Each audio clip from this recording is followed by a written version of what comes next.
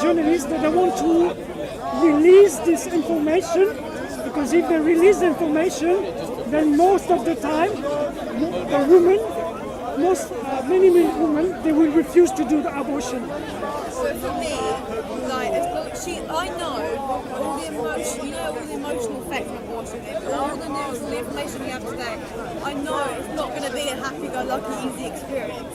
But for me, at this moment in time, I want to finish my A-levels, I want to go to uni, I want to go to a high-powered job, and there's nothing that scares me more today than getting pregnant. Let me ask you a question. This is going to sound aside from the issue, okay? Okay. It's going to sound aside from the issue. But believe me, it's got everything to do with the issue, yeah? Let me tell you something.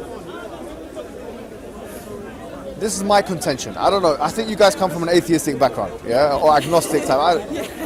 Only because someone said it, not because I'm making assumptions. You could have very well been Christians or something, yeah? But how do you attach value to human beings?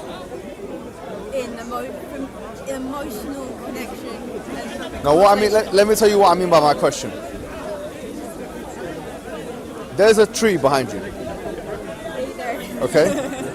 What do you see as more morally abhorrent? Cutting down a tree or killing let's say a 5-year-old? I mean, I think the answer is stood there for us. But No, it's not stood there for us.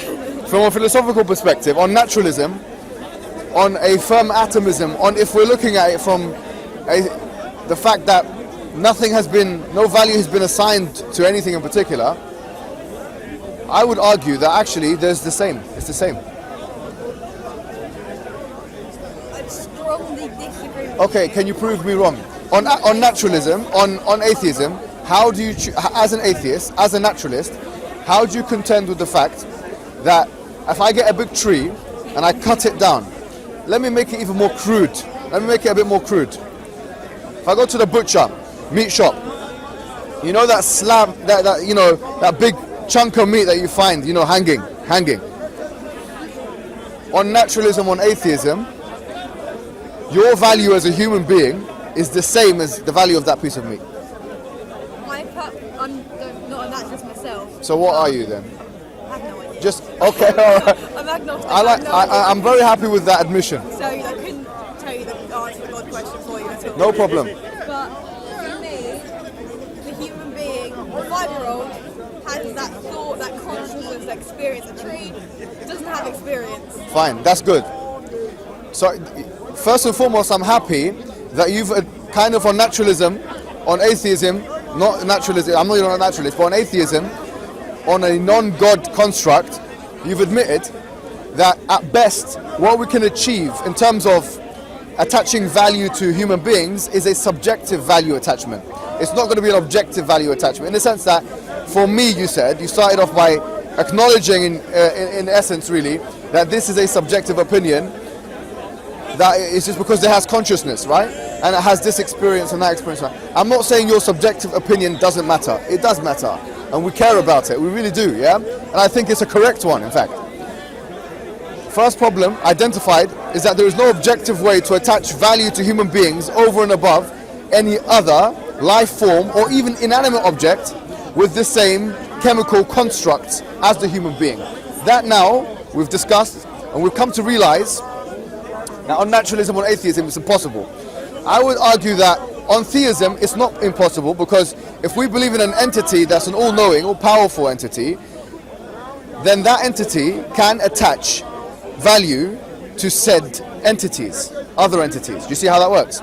So that's point number one, which is the value problem in atheism. It is a value problem, and it's not found a solution. And as far as I'm concerned, there's no philosopher that's ever come in the post-enlightenment, post-modern world that has ever found a solution to this problem. So by you not having an answer, it's not it doesn't say anything about your intelligence. It really doesn't.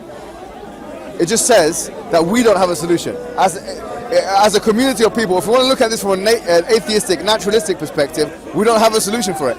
There is no reason to attach any value to human being over and above the value you have for any other thing on an objective level. Now you said from a subjective perspective that you're really saying intrinsically there are attributes that a human being has which are, you could even argue, superior to other attributes. Would you say that? So for example, the fact that human being is a conscientious, sentient being that has the ability to reason and has language capabilities, this renders human being above and beyond, in terms of value, trees and other inanimate, well, trees are living, but let's say even inanimate objects, yeah? Would you agree with that? Do you know what I would say then? Do you know what I would say? I'd say you're right. If you say that on a subjective level, you guys are being subjective, but I'm saying, look, my objective reasoning, because I get it from religion, right? And your subjective understanding now has come together. We agree the same thing. Coming to abortion. What's this got to do with abortion? I'll tell you. Coming to abortion. First and foremost, the Islamic position is not as rigid as the Catholic position. It's quite similar to the Protestant position, actually. The Protestant Christian position it allows it in certain circumstances. It's not an absolute no in all circumstances. Yeah. But if we were to employ a scientific reasoning to this question, I want to ask you guys a serious question here. When does a human become a human? When they can think but not make decisions, because technically you can't really make a good solid decision until like 30. Make intelligent, good decisions. Okay, so if a human can't make intelligent, good decisions, they're not human. Okay. No, it's okay. We'll come back to it. Come back to the way your brain thinks. For me, I think three like basic processes. So thinking. Of the heart. Neurotransmissions. Neurotransmissions. And just kind of general like existing. Like, you know, like touch. That's okay, so you, like, existence. Tests where you like touch the woman's so stomach okay. And they react. Fine. So your definition. Is number one the heart. So I'm guessing you're talking about you're talking not palpitations, but you're talking about heartbeat. Yeah, when the heartbeat becomes visible to human being, which is, by the way, anything between 36 to 39 days from a genome perspective. Yeah, if you look at it embryologically, it's anything between 36 to 39 days. And you said neurotransmissions, so that presupposes the existence of a brain. And number three, you said the ability to touch things. Okay. Or feel touch. Let me ask you a question then. What if some human being that's 40 years old doesn't have that ability to touch and feel? Yeah, but it's still gonna have a heart, a neurotransmitter. Yeah. Okay. So any one of the right. So let's go with 2 out of 3. So you're saying 2 out of If your heart isn't beating, then you're not alive. right? Does it have to be 2 out of 3 or 1 out of 3? 1 out of 3. Heart is dead. He's saying 1 out of 3. If your heart isn't beating, then you're dead. Can we go with 1 out of 3 here? I don't agree with the government 24 weeks. No, forget about the government. I don't care about the government.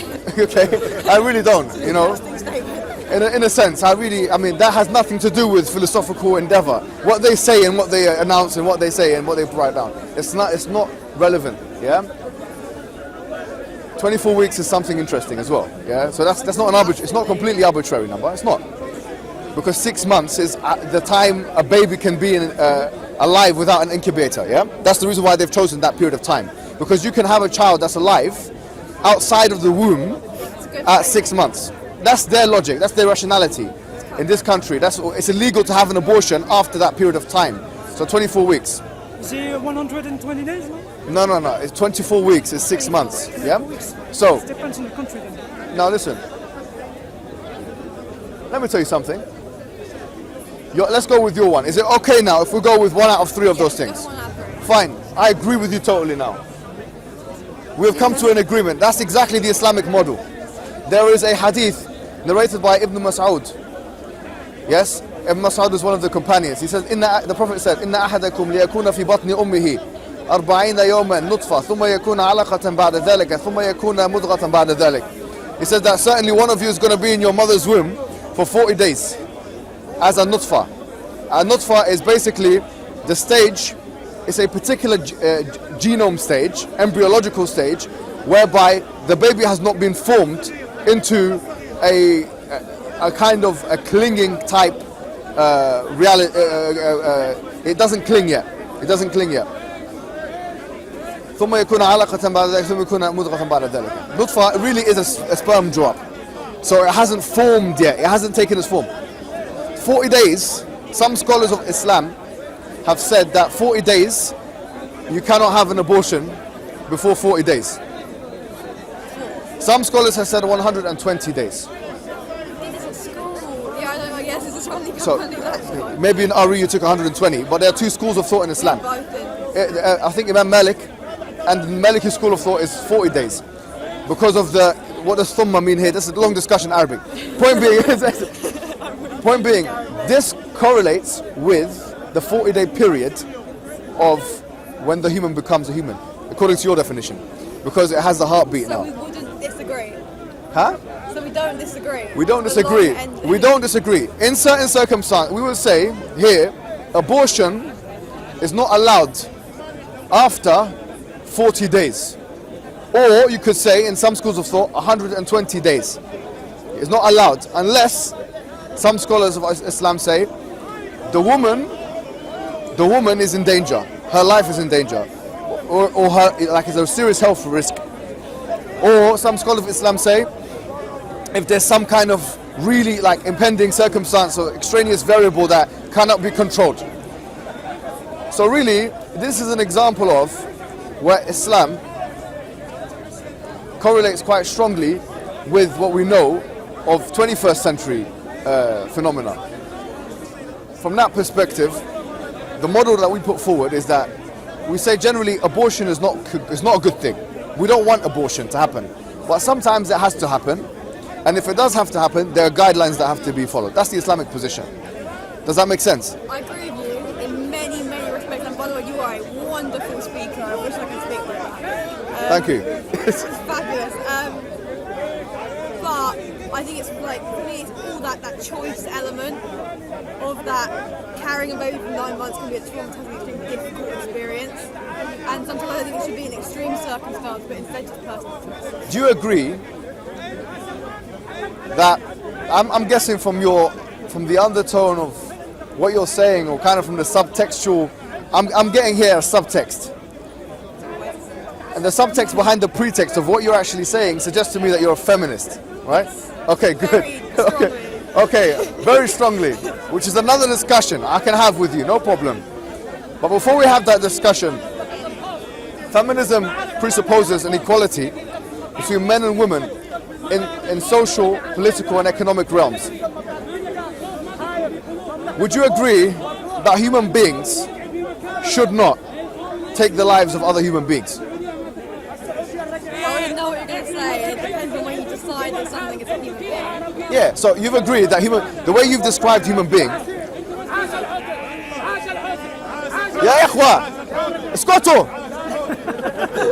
اخفضوا أصواتكم اخفضوا أصواتكم.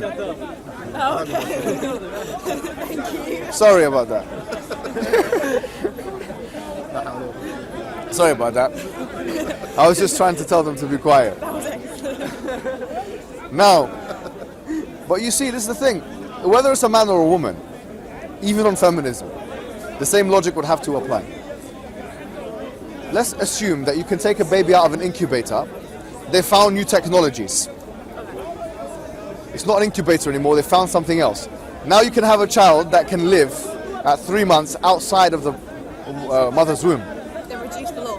Pardon? Then reduce the law. Reduce the law. I genuinely agree with you. The second they get that technology, it should go down. No, but right now, it's the woman's choice until the baby. No, but hold on.